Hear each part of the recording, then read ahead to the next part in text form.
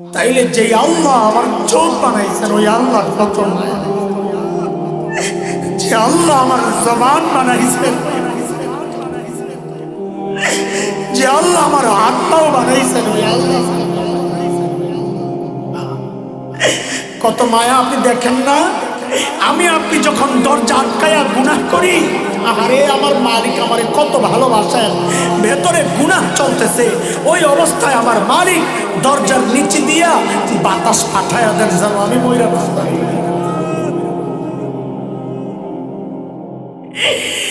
এত মায়া আমার জন্য আমার মালিকের।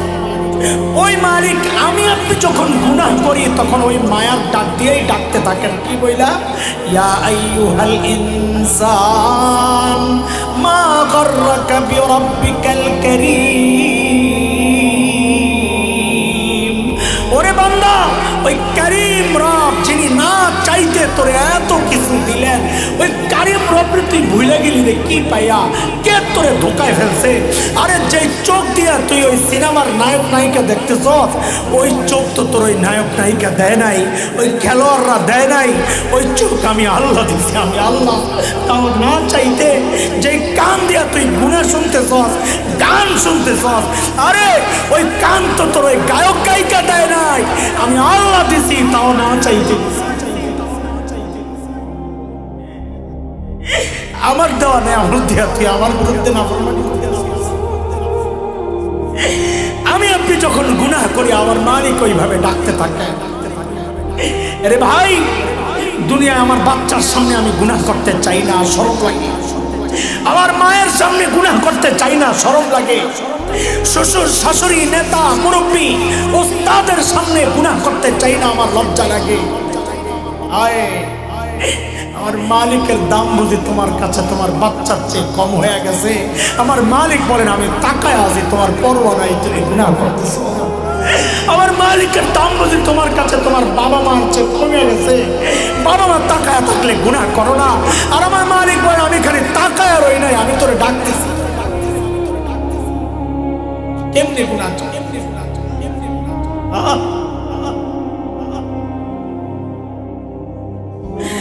কেমনে চলবো বলেন রে যুবক? হায় হায়, আমার কথাগুলো যদি তোদের হৃদয়ে টাচ না করে রে ভাই, আমি বলি এটা সবারে, তাই বলি, আমার কাছে বোঝানোর মতো আর কোনো যোগ্যতা নাই। আমি বলি কি, আমার আখের কথা, তোরা আমার কাছে আয়, আয় আমার কাছে আয়, আইসা তোদের পাওগুলা আমার সামনে মেইলা দে, আমি তোদের পাওগুলা জড়াইয়া ধইরা সারা রাত বসে বসে কান্দি, তাও তোরা গুনাহ চাই।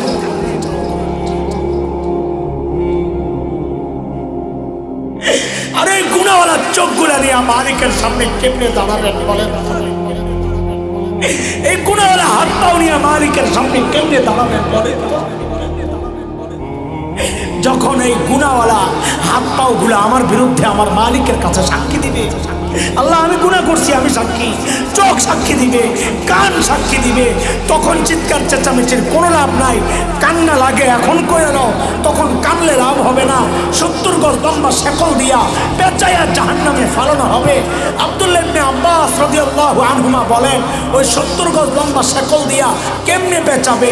হযরত আব্দুল্লাহ ইবনে আব্বাস বলেন, শেকলের এক মাথা নাকের ছিদ্র দিয়া ঢুকাইয়া পায়খানার রাস্তা দিয়া বের করে।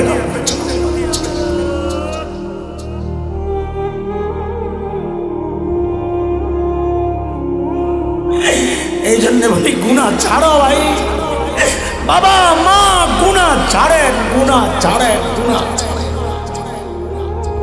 গুনাহ ছাড়েন। দুনিয়ার বিপদ আসে গুনার কারণে, আখিরাতের বিপদ আসবে গুনার কারণে। দুনিয়ার বিপদ থেকে বাঁচতে হইলেও তাকওয়া, আখিরাতের বিপদ থেকে বাঁচতে হইলেও তাকওয়া দরকার। এই তাকওয়া এত গুরুত্বপূর্ণ, এই জন্য আল্লাহ তাআলা রোজার মতো এত দামি আমলের উদ্দেশ্য বানাইছেন। রোজা কেন ফরজ করেছেন? যেন আমরা মুত্তাকি হয়ে যাই।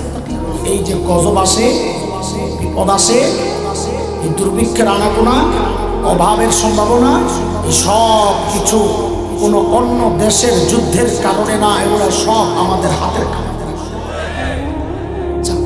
আমরা রাষ্ট্র চালাই, আপনারা কেউ রাষ্ট্র চালান, আমি চালাই, হ্যাঁ চালাই।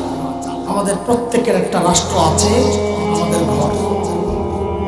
এই ঘরের প্রধানমন্ত্রী, প্রেসিডেন্ট আমি, আমার বউ, পরিকল্পনা মন্ত্রী, খাদ্যমন্ত্রী, যত মন্ত্রণালয় আছে সব দিয়ে দিয়েন, খালি প্রেসিডেন্ট আর প্রধানমন্ত্রীর দায়িত্ব দিয়ে তাইলে মুসিবত আছে। আমার এলাকায় ধনীরা, বড়রা বেশিরভাগই এই কাম করে, বউরে প্রধানমন্ত্রী আর প্রেসিডেন্ট বানায় দেয়, নিজে পিছনে পিছনে ঘুরে। আমি তো নিউ মার্কেট এলাকার, ওগুলো খুব দেখার দুর্ভাগ্য আমার হয়। এই যে রোজা গেল, খালি বেডিরা মার্কেটে আসে বেড়া করে দেয়া। আমার মসজিদের বাসার থেকে আসার সময় দৃশ্য দেখতে দেখতে আজ বড় হয়েছে। ই বেডির সামনে হন হন করে হাঁটে, বেটা পিছনে, এই বগলের তলে এক ব্যাগ, এই বগলের তলে একটা, দুই হাতে দুইটা, পোলাটারও ধরে রাখছে। বেডির সামনে সামনে চলে, পিছন দিয়ে একটা জিন্দা ঠেলা গাড়ি চলতেছে। কোন ঠেলা গাড়ি? কথা কয় না। কোন ঠেলা গাড়ি? কেন হয়েছে এটা? ওই যে প্রেসিডেন্ট বানাইয়া দিছে আল্লাহ তাআলা। আর রিজালু কাওয়ামুনা আলান নিসা, কোরআনের বিধান। পরিবার চালাবে, সংসার চালাবে পুরুষরা। এটা মেয়েদেরকে ছোট করা না, অবমূল্যায়ন করা না। এক একজনের কাজ এক একটা, একজনের কাজ আরেকজনের করতে গেলেই গন্ডগোল লাগে। যার যার দায়িত্ব সে আদায় করতে, বুঝে আসছে না কথা? তো এই জন্য তাকওয়ার একটা লাভ হচ্ছে আপনি মুত্তাকি হয়ে যান। বলছিলাম আমরা তো রাষ্ট্র চালাই না, কিন্তু আমাদের ঘর আমার রাষ্ট্র। আমি যদি আমার ঘরটাকে গুণামুক্ত রাখতে পারি, গোটা দুনিয়া অভাবে আক্রান্ত হইল, ইনশাআল্লাহ আমার ঘর অভাবে আক্রান্ত হবে না। কারণ আল্লাহ আমার জন্য ওয়াদা করেছেন, বান্দা আমি তোর জন্যে আসমান আর জমিনের বরকতের দরজা খুলে দেব। আর গুণা ইনশাআল্লাহ, ইনশাআল্লাহ।